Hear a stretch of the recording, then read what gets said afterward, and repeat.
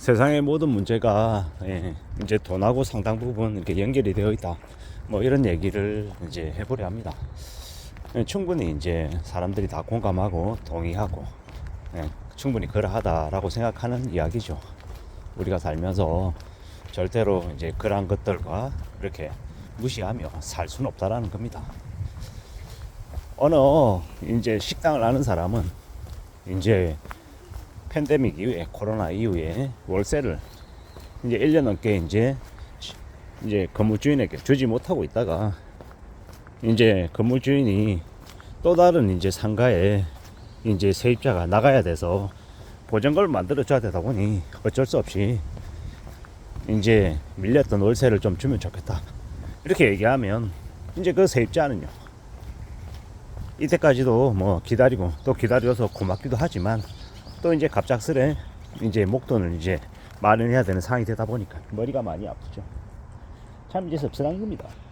장사는 장사대로 안 되고, 그리고 이제 1년 넘게 이제 가게 월세를 이렇게 못 냈지만 기다려줬던 상가 주인에게 고맙기도 하지만 또 다른 한편으로는 이제 당장 이제 1년치를 내야 되니까 막막한 거죠.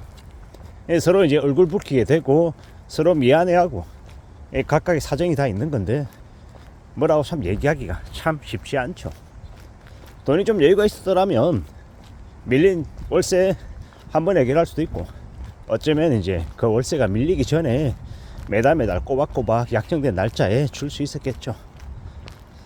그리고 이제 지금은 지금대로 또 장사가 더 안 되니까 가게를 어떻게 해야 되나, 접어야 되나 말아야 되나 뭐 그런 고민도 하게 되는 거고요.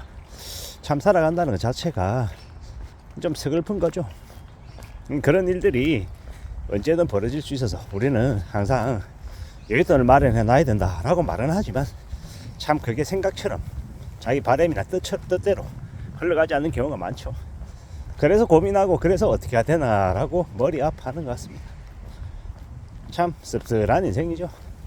저도 이제 지금 이제 5월이잖아요.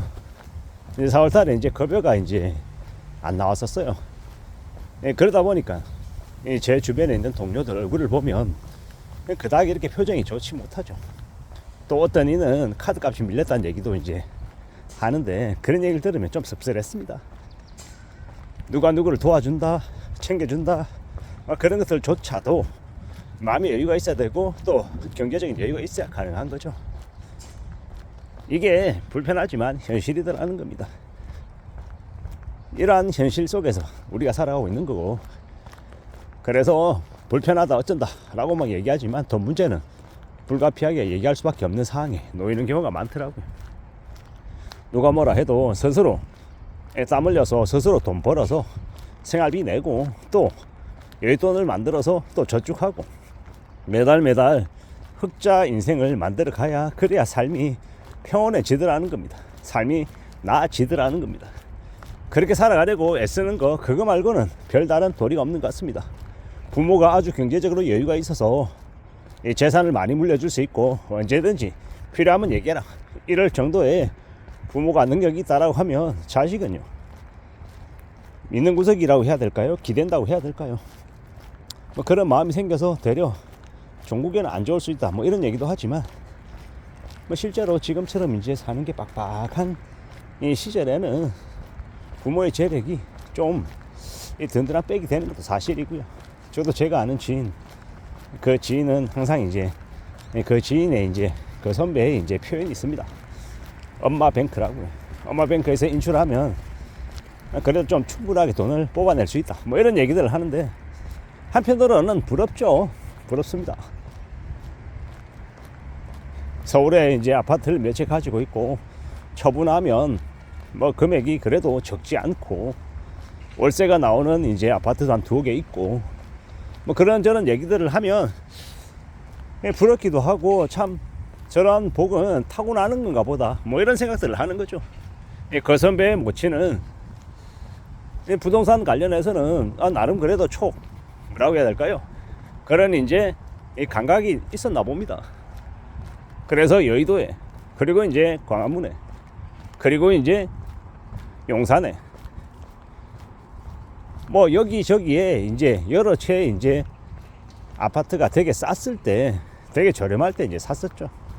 그러다 보니까는 지금 이제 아무래도 이제 현재 이제 호가 기준이긴 하지만 그래도 금액이 이제 적지 않거든요. 그런 얘기를 들으면 불편하기도 하고, 불편한 게 아니라 부럽기도 하고, 나는 뭐 했지? 뭐 이런 생각이 들기도 하고, 조금 그런 생각이 솔직히 들 때가 있죠. 근데 이제 그게 정말로 그 사람의 능력이다 이런 것보다 운이나 복이 되게 좀 많이 작용하는 것 같다라는 생각도 듭니다. 참 우리가 살아가면서 열심히 사는 걸로 이제 보통의 사람들은 이제 방향을 잡고 움직이는 게 맞겠다라는 생각이 드는 게, 조금 전에 말씀드렸던 그런 운의 영역을 우리가 쫓아가기에는 참 너무 무모하다는 생각이 들어서인 거죠. 그래서 항상 스스로 컨트롤할 수 있는, 스스로 조절할 수 있는 그런 범위들을 만들어가고, 그런 범위 안에서 내가 어떻게 살지를 좀 궁리하는 게, 그게 제일 좀 현명한 모습일 것 같다라는 생각을 더 해봅니다. 결국은 누가 뭐라고 해도 살아가는 인생의 이 성격표는 이 자기 자신에게 달려있는 것 같다라는 겁니다. 우직하게 살아가야 되고, 좀 스스로 잘 대비하고 스스로 만들어가는 게 제일 필요하겠구나라고 생각하는 거죠. 우리는 언제든 항상 스스로의 삶을, 앞으로의 길을 개척해 나가야 되고 또 만들어 가야 되고, 여러 가지 이제 생각들을 하며 지내잖아요. 근데 이제 그러한 이제 우리가 살아가는 삶 속에서 돈 문제 관련해서는 최대한 좀 보수적으로, 최대한 좀 냉정하게 따져보고 결정하는 게 좋겠더라는 겁니다. 서두르면 안 되는 거고, 천천히 두고 보고 또 살펴보고 좀 더 오래 갈 수 있는 대책을, 방안을 강구하는 게 좋을 것 같다라는 게 제 생각입니다. 우리 앞에 펼쳐지는 무수히 많은 일들, 사항들, 스토리들, 이런 것들이 전부 다 돈과 연관되어서 흘러가는 거다라고 생각하면 좀 더 해석할 수 있는 여지가, 생각할 수 있는 폭이 조금은 더 넓어지지 않을까라는 생각도 해봤습니다. 살아간다라는 걸 조금은 여러 각도로 살펴보고, 어떻게 내가 판단해 나갈지, 아니면 내가 적용해 나갈지에 대해서도 조금은 심사숙고할 필요가 있겠다라고 이야기하고 싶습니다. 돈 문제를 너무 만만하게 생각해서는 안 되고, 너무 과도한 두려움도 경계하겠지만은 적극적으로 너무 호기롭게 뭔가를 결정하는 것도 조금은 좋은 모습이 아닐 것 같다라는 생각을 해봅니다. 누가 뭐라 해도 지금의 이 시대를, 지금의 이 상황을 잘 헤쳐나가기 위해서 좀 잘 내다보고 움직이는 게 좋을 것 같습니다. 그렇게 살아가는 게 참으로 나을 것 같다라는 겁니다. 이상입니다.